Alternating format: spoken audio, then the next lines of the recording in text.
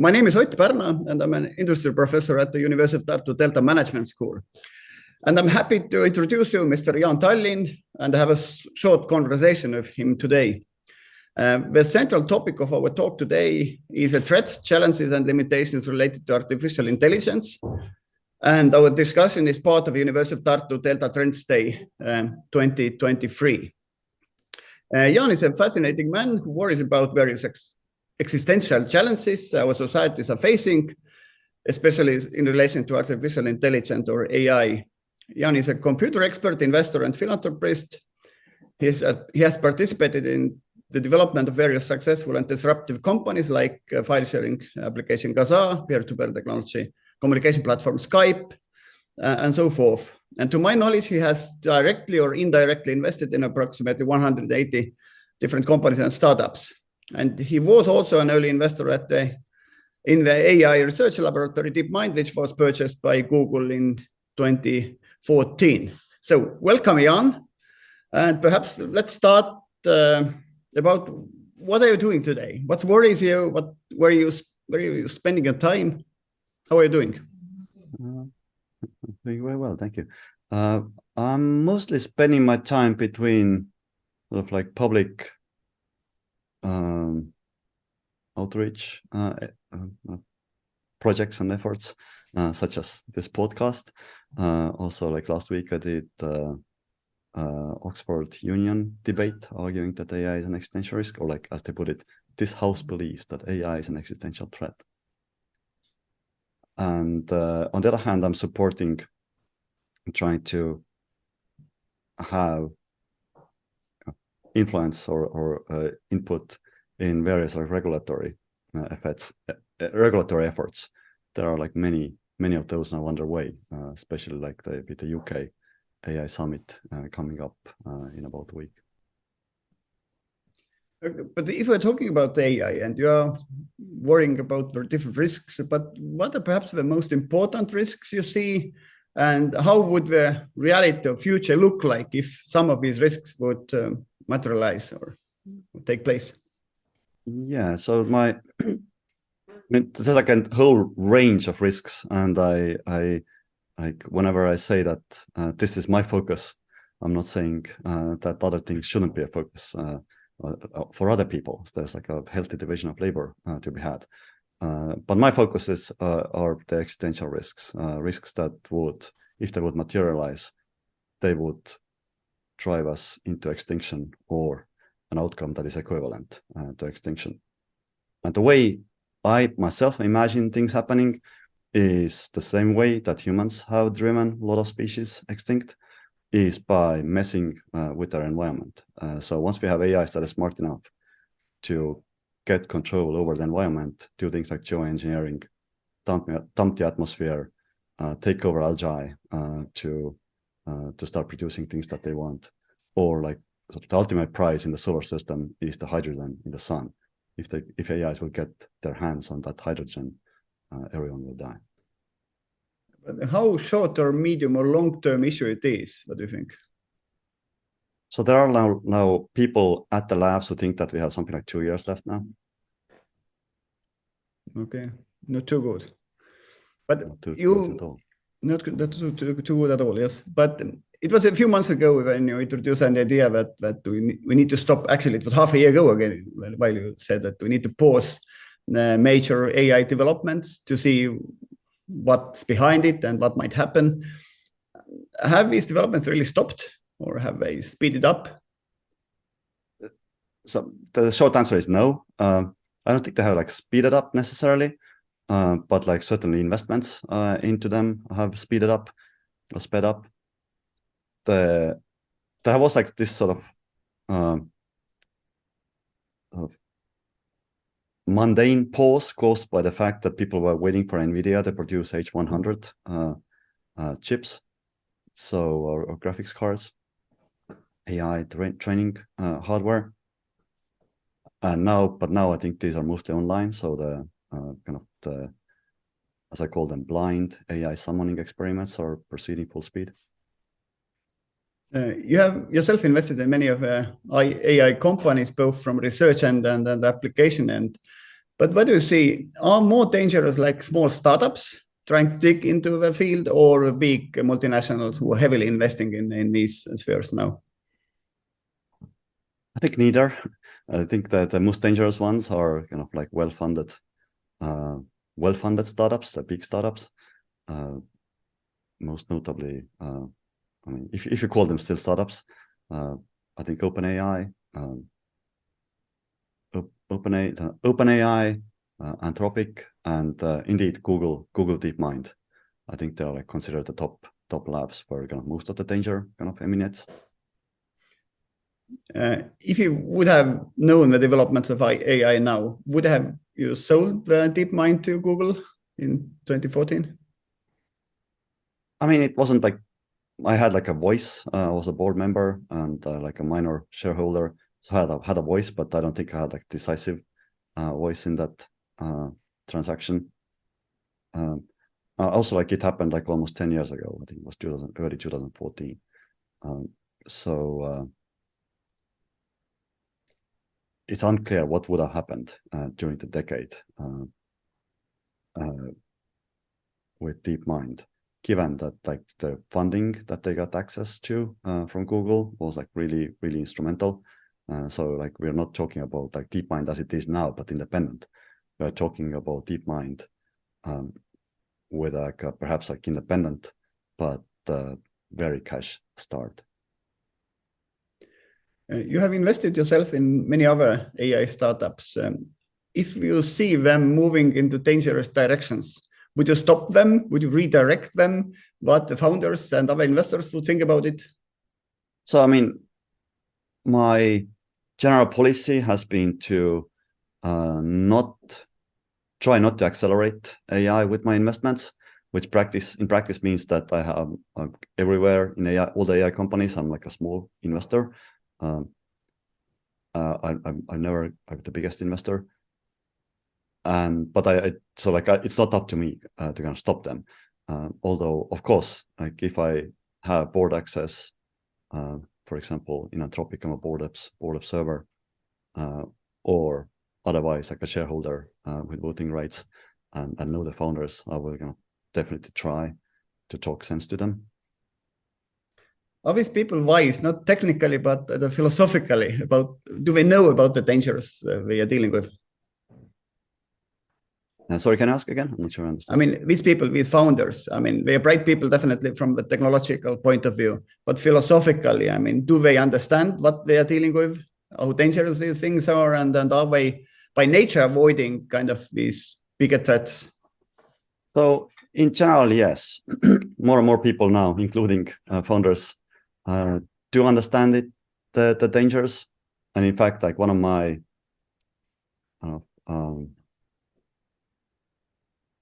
framings for why it is good to have me as an investor rather than some random venture capitalist is that I don't manage other people's money, so I can walk away from profits. Whether like a venture capitalist always has this dilemma of like, will I let my LPs, my investors down? If the founders think that they are doing something that could be potentially dangerous, so I would certainly happy to kind of like forego my profits in order to make things less dangerous. If we're talking about the AI and inequality in society or in the world as such, I mean, does it make it bigger, I would say, or does it make people, I don't know, more equal? I mean, everybody could write an article using AI help, and then people get more equal. Wise people and companies, I mean, big companies invest more in it, and actually they gain more. And at the end of the day, it's inequality rises, not diminishing. I think it really depends on, again, like what kind of scenarios we have in mind.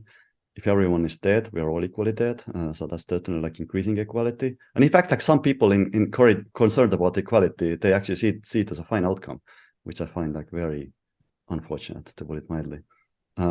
But like when we talk about scenarios where we're not dead, either not dead yet, or we have when we're talking about scenarios where not everybody is dead, there are like two sub scenarios there. One is that we have some kind of stable utopian outcome where I think kind of equality, fairness should be like part of the deal before we get to call it utopia.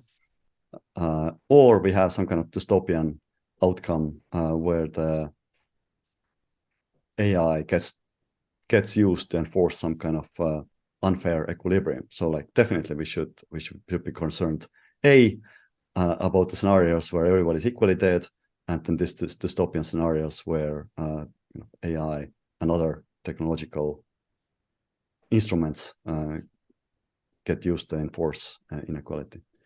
In terms of corporate world, do you see that big corporations get even stronger by acquiring or buying these technology startups related to AI and applying it into their services? We are now reading that Apple is applying it into different services, etc.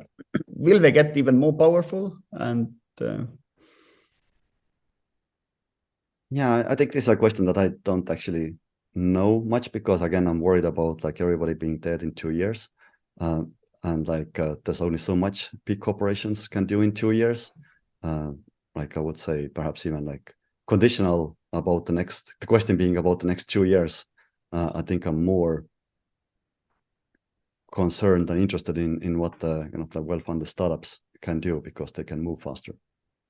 Okay, but if these these AI challenges are not national by definition, I mean, is there a need for a sort of a multilateral organization regulating that area? Is it already too late to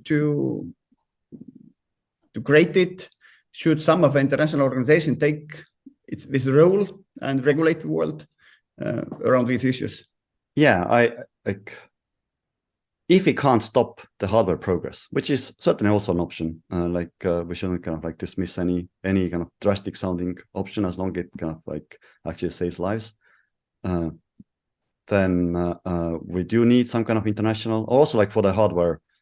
Eventually, for constraining hardware progress, we would need some kind of international treaties and international enforcement, because this is a problem where kind of like individual companies potentially could defect. So we need kind of monitoring and an enforcement scheme. So yeah, I definitely, even though there are like so many ways how this could go wrong, but I think we're currently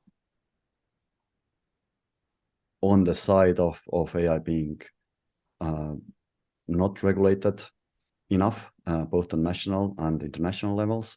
As people have been saying recently, is that if you want to establish a sandwich shop, you will have like infinitely more regulation to deal with than if you are wanting to create an AI lab that could potentially kill everyone. Okay.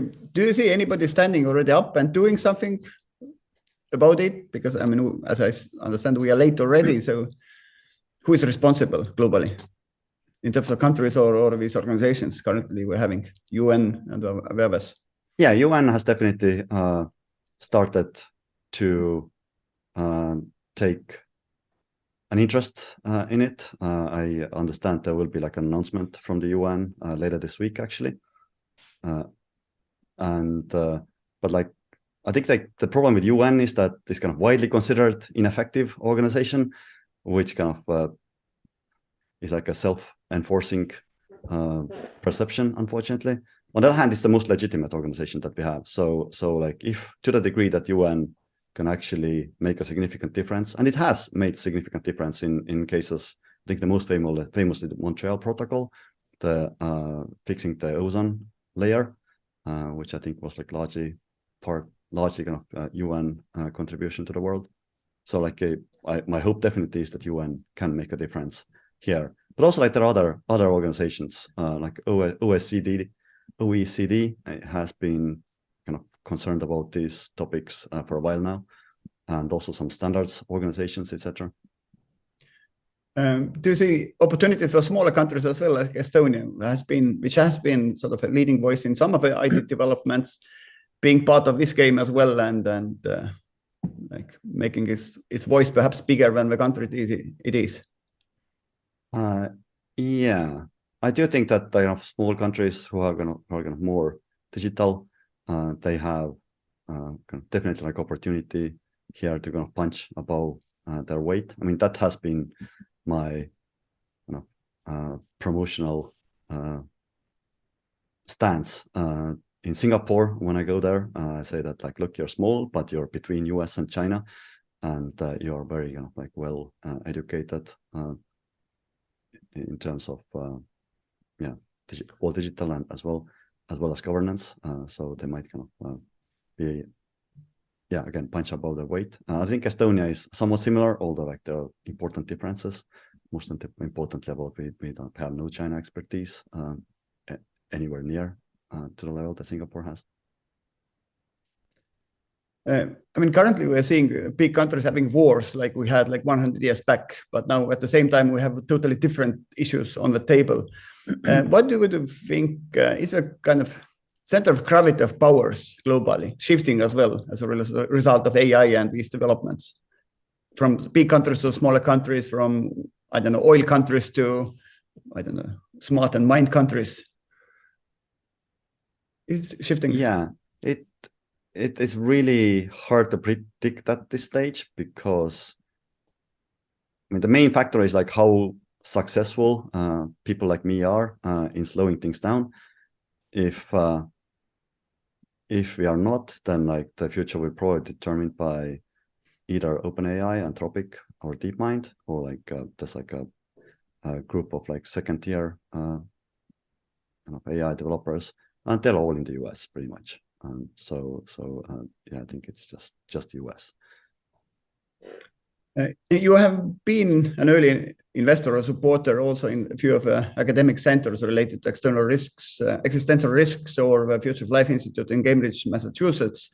Do you see these type of academic institutions also helping your mission, and what they are doing today? I mean, what they are studying, how you would see their role in the future?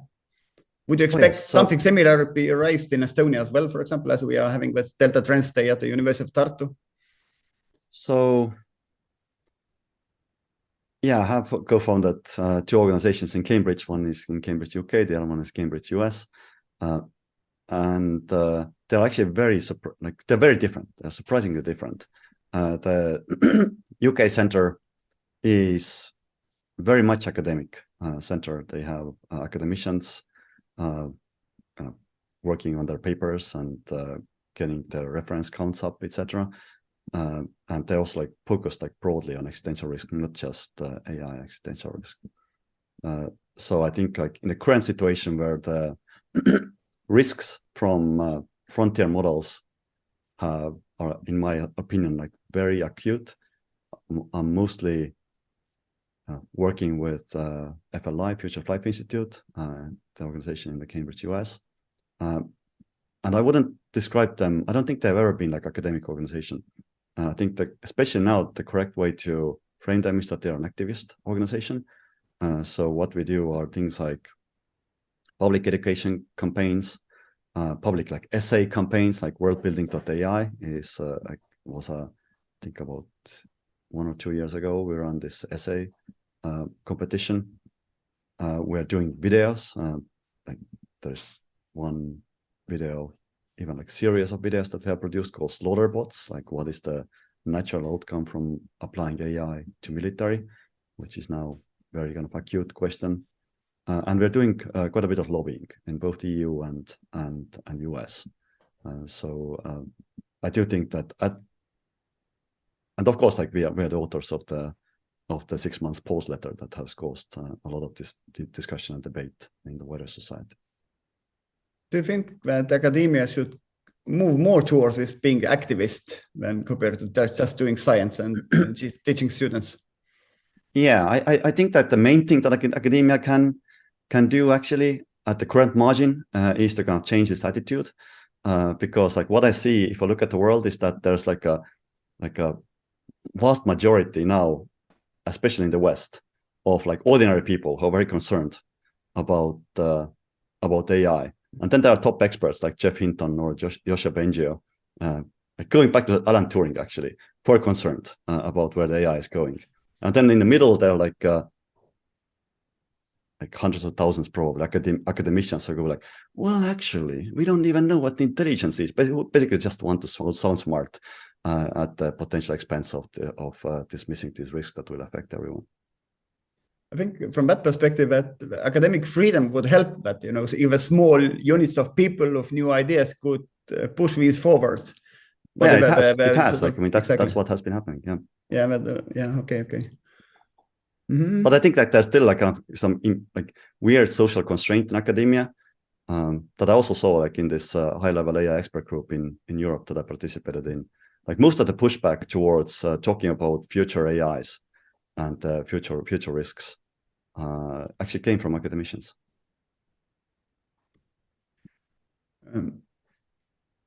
As you said that we might be dead in 2 years.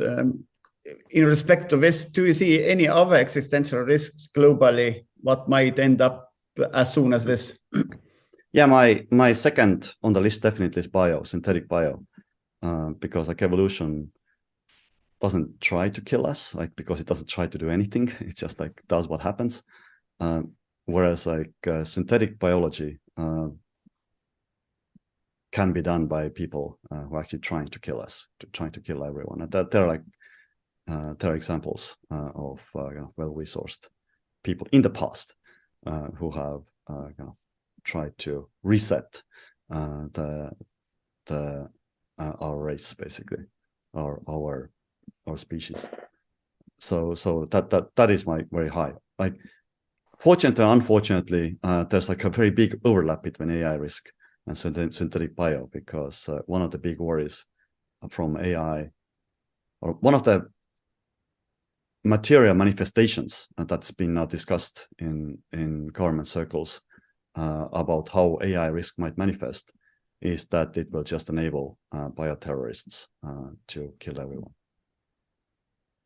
Meaning that for the last 50 years, we have been worrying about that plutonium won't get to the hands of wrong people, but now we have many other tools which might get to the hands of whether people or actually governments who could. Yeah, and that's actually like one of the, like, I think the strongest arguments against like open sourcing the frontier models. I mean, Meta has been like very keen on making sure that they open source everything, and sure enough, now we have news that North Korea is using. I don't know what models they're using, but I would be surprised if it weren't Meta's models to do their mischiefs. What do you think? Where will it end up? What do you mean by it? I mean, if things go like they go. I think we will find it hard to breathe at one point, and as the AI takes up, we are biological beings, so like we require our environment to be in a very narrow range of parameters in order for us to survive. If the oxygen starts getting dumped, we'll die in minutes. Yeah. You studied theoretical physics at the University of Tartu. It took for a while for you to finish it. Why did it take so long? And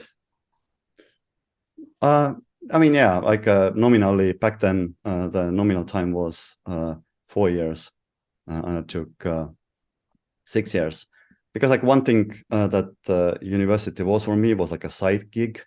I already was running my own company called Blue Moon. BlueMoon.de is still there. We were doing games development, develop video games, and called ourselves like Estonian games industry, because we were the only group who were doing successfully developing and publishing games worldwide. So yeah, what I did was was in lectures in the morning, and then in afternoon until late evening was just like working on computer games and managing the company and doing the deals and whatnot. So that was I think big reason for me to not progress as quickly as one would require. I had kind of similar background in my university times, but we are having this Delta Trends Day at the University of Tartu Delta Center, which is the home for 4 different institutes. So we have like economics and business administration, we have mathematics and statistics, we have technology and robotics, and then we have computer science. What would you advise to these people who are studying or doing research in this building from a perspective of AI and related threats to think of, to stand for, to study? You just need to slow it down. It's like if I think like even the current level of models without without even considering the next generation that is being trained right now. Like there's like so much confusion that is now going to happen in so many fields. Like there are like entire swaths of professions that are clearly now outdated, like commercial artists or voice actors, language tutoring. Just AI is just better now, and like if it continues, then like I think everyone should kind of reflect and see like, okay, what is the point? Okay. Did I forget anything to ask from you? I mean, there are so many questions that could be asked. But yeah, I think in summary, I've been supporting the AI safety research, which I think is happening at a pretty good pace. There have been like really interesting results from things like mechanistic interpretability and provable safety, which are two areas that I follow very keenly. But it's clear that like these are not going to make a difference if we don't slow things down. So I think political intervention is now needed. Is there something we need to study from a research perspective at the university, be it interdisciplinary or within the institutes? So as I just said, kind of like there are very interesting AI safety research questions in mechanistic interpretability and like machine learning in general. Like the big kind of fundamental problem with machine learning paradigm that we have had for like decades now is that we select agents based on select systems based on their behavior, not based on their motivation. And for every behavior, there could be like a multitude of motivations. So in some ways, we are selecting a system that behaves in a certain way in a test environment, but could have like pretty much any motivation that is compatible with this kind of behavior. So we don't know what kind of agents we get in terms of what they want, and that is a big problem, big unsolved problem. How do you select agents based on their motivation, not based on their behavior? And the other, I think, valuable contribution to AI safety would be coming from some kind of governance scholarship, like seeing like how there are people now in AI safety community that have been like studying keenly what happened with nuclear weapons, things like Baruch plan, basically how there was like international governance effort that didn't go through, but arguably almost did. So the question is like, what kind of lessons we can learn from there, and how can we apply it to AI?